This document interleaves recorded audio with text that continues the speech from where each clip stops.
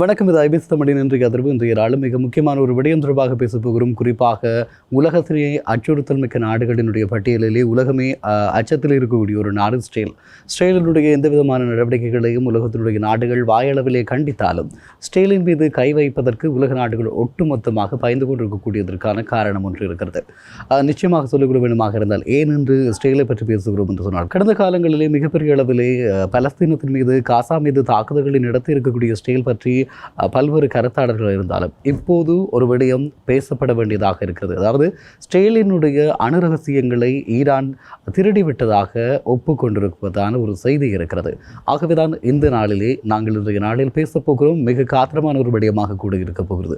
அதாவது ஸ்டேல் என்ற ஒரு நாட்டின் மீது கை வைக்க இந்த உலக நாடுகள் ஒட்டுமொத்தமாக பயந்து கொண்டிருக்கக்கூடிய காலப்பகுதியில் ஈரான் அதனுடைய அணு ரகசியங்களை திருடி இருப்பதும் அதனை ஒப்புக்கொண்டிருப்பதும் மிகப்பெரிய அதிர்வலைகளை ஏற்படுத்த போகிறது. இது ஈரானுடைய எதிர்கால இருப்புக்கு மிகப்பெரிய ஒரு அச்சுறுத்தலாக இருக்கும். சிலர் கேட்கலாம், இது என்ன வேடிக்கையான விடயம், ஈரான் எவ்வளவு பெரிய நாடு, ஸ்டேல் ஒரு சிறிய நாடு என்று சொல்லி. ஆனால் ஸ்டேலை பற்றி தெரிந்தவர்கள், அதனுடைய இராணுவ ரகசியங்கள் தெரிந்தவர்கள், அதனுடைய கடந்த கால செயற்பாடுகளை பற்றி அறிந்தவர்கள், ஸ்டேலியர்களுடைய மனநிலை தொடர்பாக அறிந்தவர்கள் இப்படியான ஒரு விடயத்தை சொல்லிக்கொள்ள மாட்டார்கள் என்று நம்புகிறோம். குறிப்பாக சொல்லிக்கொள்ள வேண்டுமாக இருந்தால், இந்த உலகத்தை பொறுத்தவரை ஒரு உலக நாடுகளில் பெரும்பாலானவை ஒரு நாட்டை அழிக்க வேண்டும், இது அழிந்தால் நல்லம் என்று சொல்லி நினைப்பதாக இருந்தார். அது எந்த நாடு என்று சொன்னால் ஸ்டேல் என்று சொல்லலாம்.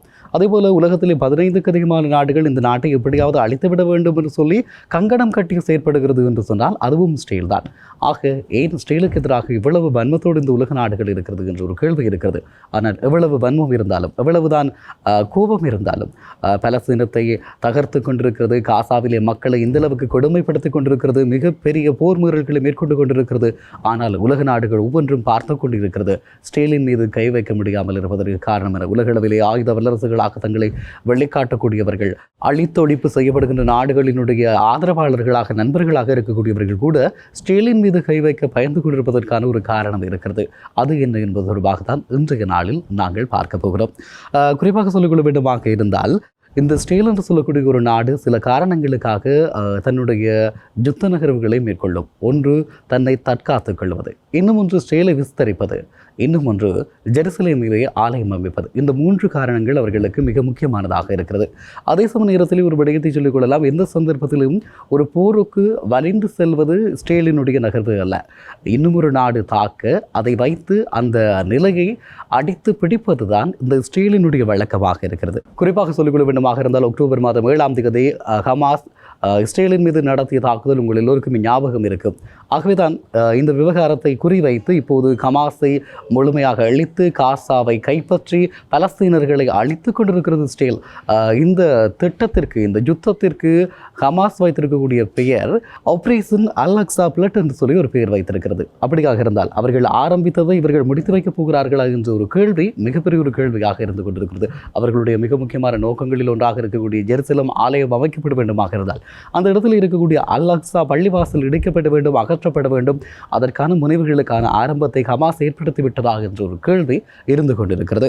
இந்த நிலையிலே தான் நாங்கள் சில விடயங்களை சொல்லியாக வேண்டும். இந்த காலப்பகுதியிலே ஜெருசலேம் தேவாலயத்தை கட்டி முடிக்கப் போகிறதா ஸ்டேல் என்ற ஒரு கேள்வி இருக்கிறது. அப்படி கட்டி முடிக்கப் போகிறது என்று சொன்னால் அது உலக அளவிலே மிகப்பெரிய ஒரு பதற்றங்களை ஏற்படுத்தும். அது உலக அழிவுகளுக்கான சாத்தியங்களை உண்டு வேண்டும் என்பதுதான் இங்கு நாங்கள் சொல்லக்கூடிய விடயம். ஆகவேதான் இந்த விவகாரத்திலே இன்னும் சொல்லிக்கொள்ள வேண்டுமாக இருந்தால், ஸ்டேலினுடைய அணு ஆயுத ரகசியங்களை ஈரான் திருடி இருப்பதாக ஒத்துக்கொண்டிருக்கிறது. அதே நேரம் ஈரானுக்கு எதிராக ஐநா தடைகளை விதிக்க வேண்டும் என்று சொல்லி ஐரோப்பிய நாடுகள் கேட்டுக்கொண்டிருக்கிறது. இந்த நேரத்திலே இந்த விவகாரம் மிகப்பெரிய ஒரு பேசுபொருளாக மாறியிருக்கிறது. இனி வரக்கூடிய நாட்களில் இதுதான் மிகப்பெரிய ஒரு பேசுபொருளாக இருக்கும்.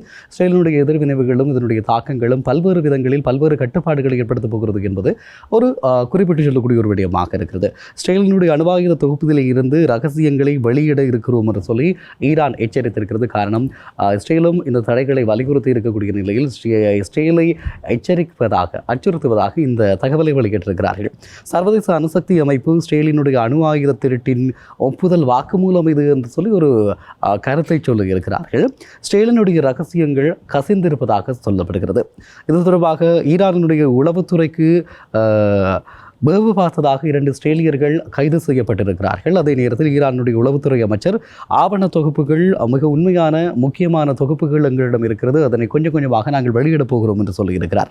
ஆனால் இது சாத்தியமா என்ற கேள்வி இருந்து கொண்டிருக்கிறது. அதாவது இஸ்ரேலுக்குள் நுழைந்து அதனுடைய ரகசியங்களை திருடுவது என்பது சாத்தியமா, இது நடக்குமா? இந்த சந்தேகம் எங்களுக்கு மட்டுமல்ல ஈரானுக்கு கூட இருந்து கொண்டே இருக்கிறது என்று கூட சொல்லிக்கொள்ளலாம்.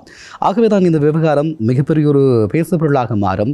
ஈரானுடைய அழிவுக்கான ஆரம்பத்தை ஈரானை மேற்கொண்டு விட்டதாக என்ற ஒரு கேள்வியும் இருந்து கொண்டிருக்கிறது. குறிப்பாக சொல்லிக்கொள்ள வேண்டுமாக இருந்தால் இந்த தடை விவகாரம் 2015ஆம் ஆண்டு ஈரானுடன் மேற்கொள்ளப்பட்டிருக்கக்கூடிய ஒப்பந்தம் காலாவதியாகிய நிலையில் ஈரானுக்கு எதிராக ஐநாவினுடைய தடை விதிக்கப்படுகிறது. அப்படியான பேச்சுக்களிடம் இருக்கக்கூடிய சமகாலத்திலே இஸ்ரேலினுடைய ஒரு ரகசியத்தை ஈரான் திருடி இருக்கிறது என்பதனை இஸ்ரேல் சாதாரணமாக எடுத்துக்கொள்ளாது என்பது மிக முக்கியமான விடயம். ஆகவேதான் இனிமேல் தான் இஸ்ரேலினுடைய ஈரானுக்கு எதிரான வேட்டை ஆரம்பமாக இருக்கிறது என்ற விடயம் மிக குறியிட்டு சொல்லக்கூடிய ஒரு விடயமாக இருக்கிறது என்று சொல்லிக்கொள்ளலாம். ஈரானினுடைய தாக்குதல்கள் திறன்கள் எல்லாவற்றையும் தாண்டி இஸ்ரேலிடம் எப்படியான தாக்குகின்ற ஆயுதங்கள் இருக்கிறது என்பது உலகுக்கே தெரியாது, உலகத்தினுடைய எந்த ஒரு நாட்டுக்கும் தெரியாது. பலஸ்தீனத்தின் மீது மிகப்பெரிய அழிவுகளை ஏற்படுத்துகிறார்கள். உலக நாடுகள் ஏன் தட்டி கேட்கவில்லை என்ற கேள்வி இருக்கிறது. அது மாத்திரமில்லாமல் ஒரு முஸ்லீம் நாடு அழைக்கப்படுகிற போது என்னைய முஸ்லீம் நாடுகள் மிக ஒற்றுமையானவர்கள், ஏன் அவர்கள் தட்டி கேட்கவில்லை, ஏன் இஸ்ரேலை தாக்கவில்லை என்ற கேள்விகள் எல்லாம் இருக்கிறது இல்லையா? அதற்கெல்லாம் இருக்கக்கூடிய பதில் இஸ்ரேலினுடைய பலம் என்பது யாருக்குமே தெரியாது, அமெரிக்காவுக்கு கூட தெரியாத வகையில் இருக்கிறது. இதற்கெல்லாம் மிக முக்கியமான பல காரணங்கள் இருக்கிறது. குறிப்பாக சொல்லிக்கொள்ள வேண்டுமாக இருந்தால் இஸ்ரேலிடம் ஒரு திட்டம் இருக்கிறது. அவர்களுடைய இராணுவத்திலே பயன்படுத்தப்படாத ஒரு திட்டம், அவர்களுடைய அந்த வார்த்தைகள், அதாவது த சாம்சன் ஆப்ஷன் என்று சொல்லுவார்கள். அதாவது அவர்களுடைய இறுதி முடிவாக இது இருக்கும். இஸ்ரேல் அழிய போகிறது அல்லது இஸ்ரேல் தோல்வி அடைந்து விட்டது, இனிமேல் இஸ்ரேலை காப்பாற்ற முடியாது என்ற நிலைமை வருகிற போது அவர்கள் தங்களையும் அழித்து தங்களை சார்ந்திருக்கக்கூடிய தங்களை சூழ இருக்கக்கூடிய அனைவரையும் அளிக்கின்ற திட்டம். குறிப்பிட்டு சொல்லிக்கொள்ள வேண்டுமாக இருந்தால் ஒரு காலத்திலே ஜூத தலைவராக இருந்திருக்கக்கூடிய சாம்சன் என்று சொல்லக்கூடியவர் பாலஸ்தீனியர்களிடம் பிடிபட்டு விடுகிறார். அவரையும் ஜூதர்களையும் கொல்ல நினைக்கிறார்கள். அவர்கள் அழிக்கப்பட போகிறார்கள், ஜூதர்கள் தோற்க போகிறார்கள் என்ற நிலையில் அந்த சாம்சன் செய்யக்கூடிய விடயம் தன்னையும் அழித்து தன்னை சூழ இருக்கக்கூடிய தன்னுடைய எதிரிகளையும் ஒட்டுமொத்தமாக அழித்து விடுகின்ற ஒரு முயற்சியை மேற்கொள்கிறார். அப்படியான ஒரு திட்டம் தான் இந்த ஸ்டேலினுடைய த சாம்சன் ஆப்ஷன். இதற்காகத்தான் உலக நாடுகள் பயந்து கொண்டிருக்கிறது. ஸ்டேல் எந்த சந்தர்ப்பத்திலும் ஸ்டேலுக்காக அமெரிக்கா முன்னுக்கு வந்து நிற்பதும், பிரித்தானியா அமெரிக்கா போன்ற நாடுகள் தங்களுடைய கடற்படை கப்பல்களை ஸ்டேலுக்கு ஆதரவாக அடிக்கடி அனுப்புவது, இதெல்லாம் காரணம் ஸ்டேல் அப்படியான ஒரு முடிவுக்கு வந்துவிடக்கூடாது என்பதற்காகத்தான்.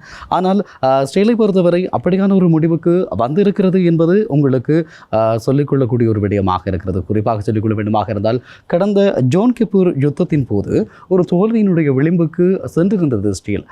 ஸ்டேல் தோற்கப் போகிறது, யூதர்கள் தோற்கப் போகிறார்கள் என்ற நிலையிலே கோல்டா மேயர் என்று சொல்லக்கூடிய அப்போதைய ஸ்டேலினுடைய பிரதமர், குறிப்பாக சொல்லிக்கொள்ள வேண்டுமாக இருந்தால் 1973ஆம் ஆண்டு கால பகுதியிலே அக்டோபர் மாதம் 8ஆம் தேதி ஒரு ஆணையை வெளியிடுகிறார். அதாவது ஸ்டேலுக்கு சொந்தமான எஸ்போ பெட்ரோ 2 என்று சொல்லக்கூடிய விமானங்கள், அதேபோல ஜெரிகோ மிசைல்ஸ் போன்றவற்றிலே அணு ஆயுதங்களை பொருத்தி அவற்றை அந்த எதிரி நாடுகளுக்கு எதிராக செலுத்த வேண்டும் என்ற ஒரு முடிவுக்கு வருகிறார். உடனடியாக அமெரிக்கா மிகப்பெரிய பாரிய ஆயுதங்களை வழங்கி அந்த திட்டத்தை நிறுத்துகிறது. அதன் மூலமாக ஸ்டேல் அந்த காலப்பகுதியில் வெற்றி பெறுகிறது. ஆக உலக நாடுகள் எப்போதுமே ஸ்டேலுக்கு சார்பாக தங்களுடைய ஆயுதங்களை வழங்கி ஏதாவது செய்யுங்கள் என்று சொல்லுவது ஸ்டேலை காப்பாற்ற வேண்டும் என்று அல்ல, உலகத்தை அழித்து விடக்கூடாது ஸ்டேல் என்பதற்காக என்ற விடயத்தை இந்த நேரத்தில் உங்களோடு பகிர்ந்து கொள்கிறேன். குறிப்பாக சொல்லிக்கொள்ள வேண்டுமாக இருந்தால் உலக நாடுகள் வெறுக்கக்கூடிய ஒரு சக்தியாக இந்த ஸ்டேல் இருக்கிறது. நாலாபுரமும் எதிரிகள் சூழ்ந்திருக்கிறார்கள். ஆனாலும் அவர்களால் எதையுமே செய்ய முடியாத நிலையில் இருக்க காரணம் இதுதான்.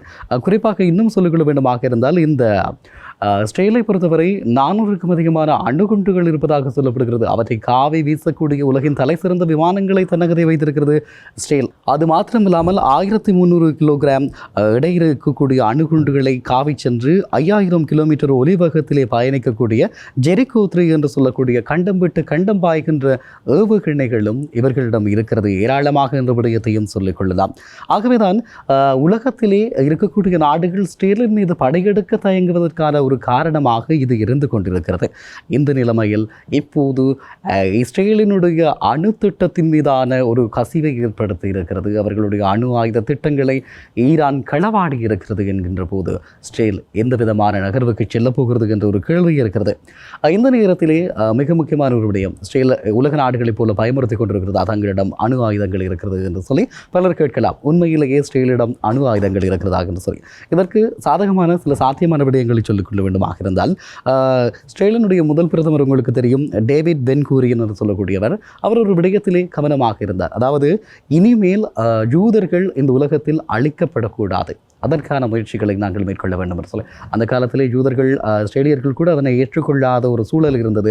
அது எப்படி சாத்தியம்? உலகத்தினுடைய தங்களை சுற்றி இருக்கக்கூடிய நாடுகளோடு போராடி கொண்டிருக்கிறார்கள். இப்போதுதான் வளர்ந்து வந்திருக்கக்கூடிய ஒரு சின்ன குழந்தையாக அது இருக்கிறது. எப்படி சாத்தியம் என்று சொல்லி இருக்கக்கூடிய நேரத்திலே அவர் ஒரு விடயத்தை சொல்லிக் கொள்கிறார். யூதர்களின் கரங்களில் உலகத்தை எச்சரிக்கக்கூடிய ஒரு ஆயுதம் இருக்க வேண்டும். அது அணுகுண்டாக இருக்கலாம், அணுகுண்டை போல ஒரு ஆயுதமாக இருக்கலாம் என்று சொல்லுகிறார்கள். அதற்கு அவர் சில நியாயப்பாடுகளை சொல்லிக் கொள்கிறார். குறிப்பாக சொல்லிக்கொள்ள வேண்டுமாக இருந்தால், இந்த அணுகுண்டுகளை கண்டுபிடித்திருக்கக்கூடிய ராபர்ட் ஒபக்யூமர் என்று சொல்லக்கூடியவர், அதேபோல அணுகுண்டுகளை பயன்படுத்துவதற்கான சமன்பாடுகளை கண்டுபிடித்திருக்கக்கூடிய ஆல்பர்ட் ஐன்ஸ்டைன், அதே போல நைட்ரஜன் குண்டுகளினுடைய தந்தை என்று சொல்லக்கூடிய எட்வர்ட் ட்ரெலர் போன்றவர்கள், இவர்கள் எல்லோருமே ஜூதர்கள். ஆகவே ஜூதர்களை பயன்படுத்தி அமெரிக்கா தனக்கான அணு ஆயுதங்களை தயாரிக்க முடியும் என்று சொன்னால், ஜூதர்களால் அமெரிக்காவுக்கு அணு ஆயுதங்களை தயாரித்து கொடுக்க முடியும் என்று சொன்னால், ஜூதர்கள் தங்களை காத்துக்கொள்ள ஏன் இதை செய்ய முடியாது என்ற ஒரு கேள்வியை அவர் முன்வைத்தார். அதன் பின்பதாக இஸ்ரேலிய விஞ்ஞானிகள் அணுகுண்டுகளை தயாரிப்பதற்காக ஓடினார்கள். அதற்கான மூலக்கூறுகளை கண்டறிந்தார்கள், தேடினார்கள், யுரேனியங்களை கொள்வனவு செய்தார்கள், யுரேனியத்தை தங்களுக்கு சார்ந்திருக்கக்கூடிய பாலைவனங்களில் இருந்து பெற்றுக்கொண்டார்கள். இப்போது 400க்கும் அதிகமான அணுகுண்டுகளை அவர்கள் வைத்திருப்பது உலக நாடுகளுக்கு தெரியும். ஆனால் அணுகுண்டுகளை விட ஆக்ரோசமான ஆபத்தான ஆயுதங்களையும் வைத்திருக்கலாம் இஸ்ரேலியர்கள் என்பது நம்பப்படுகின்ற ஒரு விடயமாக இருக்கிறது. ஆகவேதான் உலகத்தினுடைய எந்த நாடும் எந்த சந்தர்ப்பத்திலுமே இஸ்ரேல் மீது கை வைக்க தயாராக இருக்க போவதில்லை என்பதை இந்த நேரத்தில் சொல்லிக் கொள்ளலாம். முஸ்லிம் நாடுகள் அளிக்கப்படுகிறது, ஏன் முஸ்லிம்கள் அதற்காக ஆதரவு கொடுக்கவில்லை என்ற கேள்விகளுக்கெல்லாம் இதுதான் பதிலாக இருக்கிறது. இப்படி இருக்கக்கூடிய நிலையில் அதே நேரத்தில் இன்னும் ஒரு விடயமும் இருக்கிறது. இஸ்ரேல் ஒரு அணு ஆயுத வல்லரசாக காணப்படுகிறது. மத்திய கிழக்கிலே தன்னுடைய இருப்பை உறுதிப்படுத்திக் கொள்ள வேண்டுமாக இருந்தால், ஜூதர்கள் மத்திய கிழக்கிலே உயிரோடு இருக்க வேண்டுமாக இருந்தால் தங்களிடம் அணு ஆயுதம் இருக்க வேண்டும். அதே நேரம் மற்ற நாடுகளிடம் அணு ஆயுதம் இருக்கக்கூடாது. இந்த முயற்சியிலே இஸ்ரேல் மிக கவனமாக இருந்தது என்று கூட சொல்லிக் கொள்ளலாம். குறிப்பாக சொல்லிக்கொள்ள வேண்டுமாக இருந்தால், அப்படியாக அணு ஆயுத உற்பத்திகளை அணு பரிசோதனைகளை மேற்கொண்ட 2 நாடுகளினுடைய அணு பரிசோதனைகளை இந்த இஸ்ரேல் தகர்த்திருந்தது என்பது உங்களுக்கு தெரியும். குறிப்பாக 1981ஆம் ஆண்டு ஜூன் மாதம் 7ஆம் தேதி ஈராக்கினுடைய அணு உலைகளின் மீது அணுத்தளத்தை தாக்கி அளித்திருந்தது. சுமார் 1600 கிலோமீட்டர் பயணம் செய்து இந்த தாக்குதலை நிகழ்த்தியது. அந்த நேரத்தில் இஸ்ரேலினுடைய நகர்வுகளை உலக நாடுகள் கண்டித்தது. ஆனால் எதிராக எந்த விடயங்களையும் செய்யவில்லை. அதேபோல 2007ஆம் ஆண்டு செப்டம்பர் மாதம் 7ஆம் தேதி சிரியாவினுடைய அணுத்தளத்தின் மீதான தாக்குதல்களை நிகழ்த்தியது. ஆக தன்னை சூழ்ந்திருக்கக்கூடிய மத்திய கிழக்கு நாடுகளில் எந்த நாடுகளிடமும் அணு ஆயுதங்கள் இருக்கக்கூடாது, அவற்றை ஆரம்பத்திலேயே தாக்கி அளிக்க வேண்டும் என்பது இஸ்ரேலினுடைய இன்னும் ஒரு திட்டமாக இருக்கிறது. ஆகவேதான் இந்த விவகாரம் மிகப்பெரிய ஒரு பேசுபொருளாக மாறியிருக்கிறது. இஸ்ரேலினுடைய அணு ஆயுத ரகசியங்களை உண்மையிலேயே ஈரான் திருடியிருந்தால் நிச்சயமாக அதற்கான பதிலையும் விலையையும் ஈரான் கொடுக்க வேண்டியிருக்கும். இஸ்ரேலியர்களுடைய தாக்குதல்கள், யூதர்களுடைய கொடூரமான நகர்வுகள் என்பது எவ்வளவு கொடூரமாக இருக்கும் என்பதனை இப்போது நாங்கள் காசாவிலே கண்டு கொண்டிருக்கிறோம். ஹமாஸுக்கு எதிராக என்று சொல்லி பலஸ்தீனத்தினுடைய அப்பாவி மக்களை கொன்று குவித்துக் கொண்டிருக்கிறது இஸ்ரேல். அதுபோன்று ஒரு நிலைமை ஈரானிலே ஈரானுடைய மக்களுக்கு ஏற்பட போகிறதா என்ற அச்சம் இருந்து கொண்டிருக்கிறது. உலகத்தினுடைய சமாதானத்தை விரும்புகின்ற ஒவ்வொருவரும் இதனை விரும்ப மாட்டார்கள். ஆகவே தன்னுடைய வாயாலே, தன்னுடைய செயலாலேயே தனக்கான ஒரு அழிவை தேடிக்கொண்டதா ஈரான் என்ற ஒரு கேள்வி இருக்கிறது. நிச்சயமாக இஸ்ரேல் ஈரானை தாக்கமாக இருந்தால் கூட உலகத்தினுடைய எந்த நாடுகளும் இஸ்ரேலின் மீது கேள்வி எழுப்பப் போவதும் இல்லை, அவர்களை தாக்கப் போவதும் இல்லை. உலகத்தினுடைய இருப்பை விரும்புகின்ற ஒவ்வொருவரும் இந்த இஸ்ரேலை சீண்டுவதற்கான முயற்சிகளில் ஈடுபட மாட்டார்கள். அந்த அளவுக்கு அதிபயங்கரமான ஒரு நாடாக தன்னை வளர்த்திருக்கிறது. அது தன்னை தற்காத்து கொண்டிருக்கிறது, தன்னை விஸ்தரிக்க முயற்சி செய்கிறது, தன்னுடைய கனவான ஜெருசலேம் தேவாலயத்தை அமைப்பதற்கான முனைவுகளில் இருக்கிறது. அதை அப்படியே விட்டுவிட்டால் உலகத்திற்கு ஒரு பாரிய அச்சுறுத்தல் இல்லாமல் இருக்கலாம். ஆனால் இவர்கள் நிகழ்த்துகின்ற இந்த சம்பவங்கள் மிகப்பெரிய அளவில் ஒரு ஆபத்துக்கான சமநிலையை ஏற்படுத்தும். ஆகவே ஸ்டேலினுடைய நகர்வுகளும் ஈரானினுடைய எதிர்காலமும் மிகப்பெரிய ஒரு கேள்வியாக இருக்கிறது. இந்த விவகாரங்கள் தொடர்பாக இந்த அதிகமான விடயங்களை பேச காத்திருக்கிறோம் என்பதனையும் தெரிவித்து விடைபெறுகிறேன். நாளை மற்றொரு இன்றைய அதிர்வினூடாக உங்கள் அனைவரையும் சந்திக்கிறேன். வணக்கம்.